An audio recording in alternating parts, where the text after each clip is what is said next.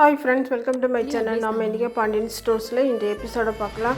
அரசு காலேஜுக்கு போகணுன்னு பாண்டியன்கிட்டையும் கோமதிக்கிட்டையும் பசங்களும் மருமகளும் பர்மிஷன் கேட்குறாங்க. அரசு விஷயத்தில் எனக்கு என்ன பண்ணனே தெரியல, அதனால எதா இருந்தாலும் கோமதி பார்த்துக்கிட்டுன்னு பாண்டியன் சொல்லிடுறாரு. அரசு காலேஜுக்கு போனால் இந்த குமார் சும்மா இருப்பானான்னு கேட்க, நாங்கள் 3 பேரும் மாற்றி அரசு காலேஜுக்கு கூட்டிகிட்டு வரோம் அப்படின்னு சொல்லிட்டு பசங்க சொல்கிறாங்க. அது மட்டும் இல்லாமல் அரசுக்கு பார்த்தோமா பிள்ளைய சென்னைன்னு சொன்னீங்க, அதனால் அங்கெல்லாம் ஒரு ஆள் சம்பளத்தில் குடும்பம் நடத்துறது ரொம்ப கஷ்டம்.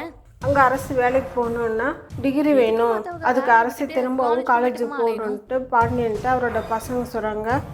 சரின்னு அரசியை கூப்பிட்டு காலேஜுக்கு போகணுன்ட்டு கோமதி சொல்கிறாங்க. ஆனால் எசகபசம் ஏதாவது பண்ணுனா பொண்ணு போட்டுவேன்ட்டு கோமதி சொல்கிறாங்க.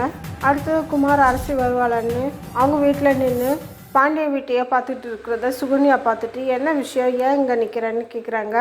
அரசி வந்தால் பேசலான்னு தான் நிற்கிறேன்ட்டு குமார் சொல்கிறோம். நீ அரசி கூட பேசுகிறத 2 வீட்டு ஆளுங்களும் பார்த்தா உன்னை அடித்து கொண்டுருவாங்க, வேற எங்கேயாவது பேச முயற்சி செய்யன்ட்டு சொல்கிறாங்க. அவள் ஃபோனே எடுக்கிறதில்ல, எப்படி பேசுகிறேன்ட்டு குமார் கேட்குறான். அரசியே காலேஜுக்கு அவங்க அண்ணனுங்க தான் கூட்டிகிட்டு போய் விட்டுட்டு வரதா இருக்காங்க. இன்றைக்கி நான் அரசியை கூட்டிகிட்டு வரேன், காலேஜ் வாசலில் நீ நில்லு, ஒரு 5-10 நிமிஷத்தில் அவகிட்ட எப்படி ட்ராமா பண்ணி மனசு கலைக்கணுமோ அதை செய்யின்னு சொல்லிட்டு பாண்டிய வீட்டுக்கு வராங்க. இன்றைக்கி அரசி செந்தில் காலேஜுக்கு கொண்டு போய் விட போகிறதா சொன்னதும், உங்களுக்கு எதுக்கு வீண் சிரமம், வீட்டில் நான் சும்மா தானே இருக்கேன், அதனால் நான் அரசியை காலேஜுக்கு கூட்டிகிட்டு போகிறேன்ட்டு சுகன்யா சொன்னதும் மீனாவும் அரசியும் ஷாக் ஆகுறாங்க. கோமதி சரி நீ கூட்டிகிட்டு போன்ட்டு சுகன்யாட சொன்னதும் சுகன்யா அரசியை காலேஜுக்கு கூட்டிகிட்டு போகிறாங்க.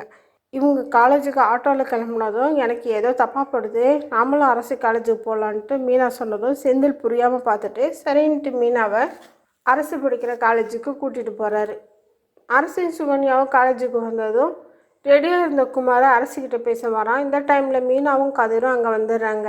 செந்தில் குமாரை நல்ல 4 மொத்த மீனா சுகன்யாவை பிடிச்சிக்கிறாங்க. இவன் இங்கே வந்ததுக்கு காரணம் நீங்கள் தானேன்ட்டு சுகன்யாவை கேட்க, திருடனுக்கு தேல் கொட்டின மாதிரி சுகன்யா முழிக்கிறாங்க.